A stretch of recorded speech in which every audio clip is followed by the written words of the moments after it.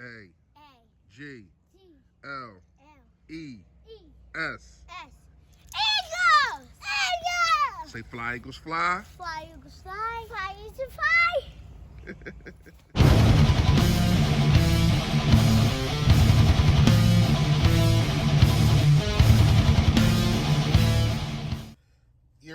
Yo that man, you know who it is, you know what it is, your boy Fully Fresh.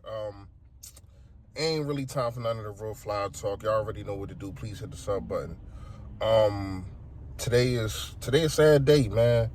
One of the legends, man. One of the legends, man. I don't care what you say, how you carve it up. Top 10. Yeah, I mean, you want to go as far as top 7, I'm cool with that. DMX, man. DMX, rest in peace. I mean, this is a dude, I'm from that era. When he first came out with his first album, 9-8, was 16, around that, around that age, 16, something like that, man. 15, 16, ain't no better.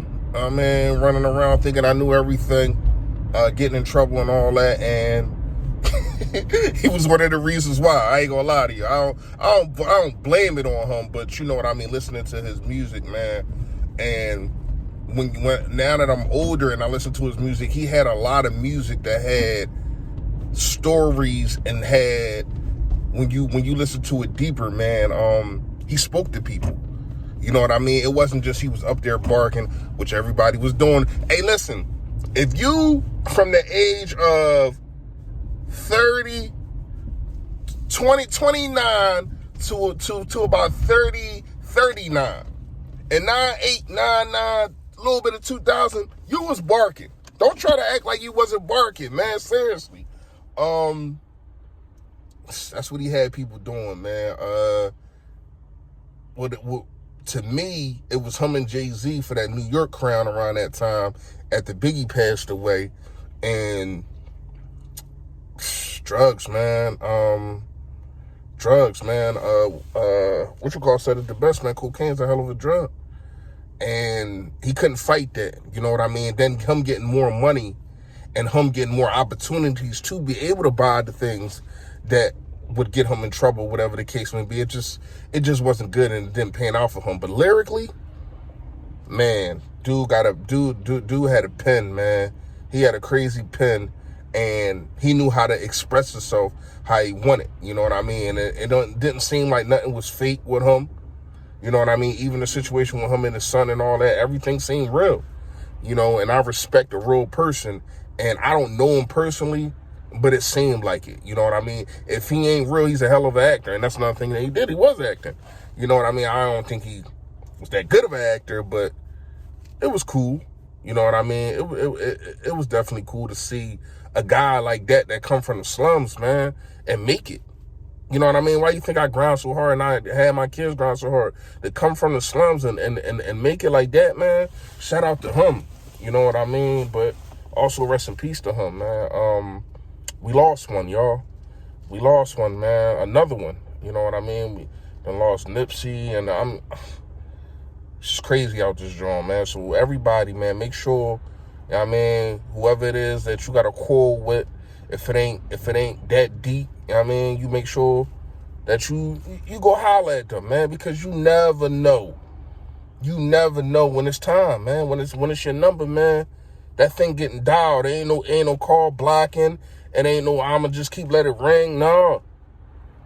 So make sure y'all go do that, man. Once again, man, R.I.P. DMX, man. But we do got some Eagles talk. I still got a job to do. We do got some Eagles talk. I want to know from y'all. What do you grade Howie Roseman? Because I think I'm just talking about off-season acquisitions, not including the draft, obviously. But if you want to include the trade, how you feel about the trade, trading back into that, all right, we can go there too. But so far, with the additions of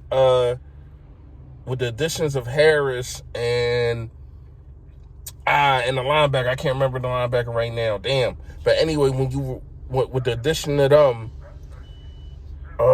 with the addition of our backup or could be starting quarterback Joe Flacco, Like, when you add everything together, what do you think, man? And is it still moves that you want to make? And what's your grade? Because I ain't gonna lie to you, I'm not too keen on Howie Roseman this offseason. And it has something to do with what you did last year, or what you got done getting rid of Carson Wentz and only getting a pack of beef sticks for him. So to me, that puts your grade down something crazy. You fired the head coach, Super Bowl winning head coach. You bring in Nick Sirianni. I can't really grade on Nick Sirianni. I do like Nick Sirianni's energy. I like how the most important thing that I ever heard him say so far in his short career as the head coach for the Philadelphia Eagles is the fact that, and because I was saying this all last year, go check the tape. The fact that he says, I'm going to put guys in a position to flourish. That's basically what he said. If you do this good, I'm going to put you there. I'm not going to try to put you so... Stop trying to put what I kept saying last year. Stop trying to put a square pin in a round hole. That's basically what he's saying. He's going to do the opposite. If it's round, we're going to put the round pin in there. If it's square, we're going to put the square pin in there. It's simple. It's simple. My granddaughter can do it. You know what I mean? She's 3. So, yeah, man, when you look at it, man, when you break it down, man, yeah. Where do you rate this? Because I'm not going to be keen. I'm going to give him a D-. I'm not going to be nice. I got to give him a D- because of, I think the 2 signings from the Vikings, I think that's more on Jonathan Gannon, and that's really the only thing that we did. Now, to move back and to get the first round pick for next year, I'll be probably yay-haying next year for it. But I still think you could have got more. I still think you could have got another pick for this year. If you would have got a 4th round pick added on to what you got, you did end up getting a 4th round pick, but you had to trade the 6th for it. So if you would have got another 4th or a 3rd or something for this year, then I'm good. I ain't really got too much to talk about. But the fact of that you really only got a pick for next year to move back 6 spots after you seen what the 49ers just gave up to move up 3-4 first round picks. Got fleeced. So that's my problem with Howie right there. And also the cap things. Now, a lot of people are probably going to give him a good grade for the cap situation. I'm not. Because once again, you're going to be putting us in the same predicament. The same predicament that we was in this year, 2 years later. But it's going to be worse because you know what? Who gets paid in 2 years? If you keep Jalen Hurts, he's going to have to get paid. It'll be his 3rd year. Remember, he is not a first-round pick.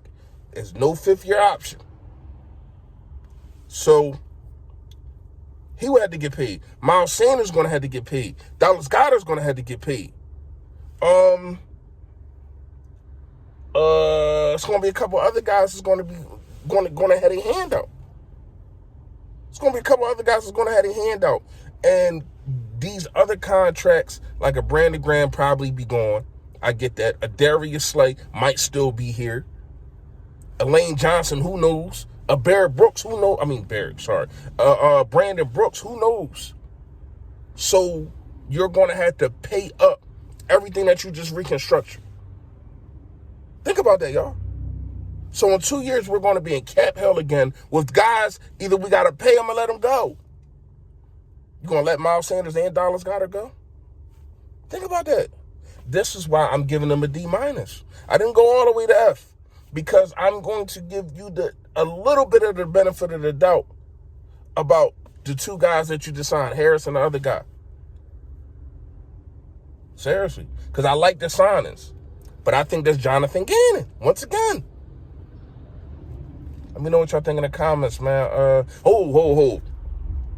Sixers real fast. I'm not going to lie. The Sixers have to get the number 1 seed. And I'm gonna break more of this down in another video, but I just had to put this out there. They have to get the number 1 seed because if for so many reasons, how good you are at home, the last 2 years you're like 57-5. Are you freaking kidding me? That gotta be the best in the league. You're like 57 and no, it can't be 5 because I think they lost 5 this year. Like 57 and like 7. I think they only lost 2 last year at home. We ain't counting the bubble stuff and all that. We ain't doing that. So yeah, they like 57-7 or something crazy like that. So shout out to them.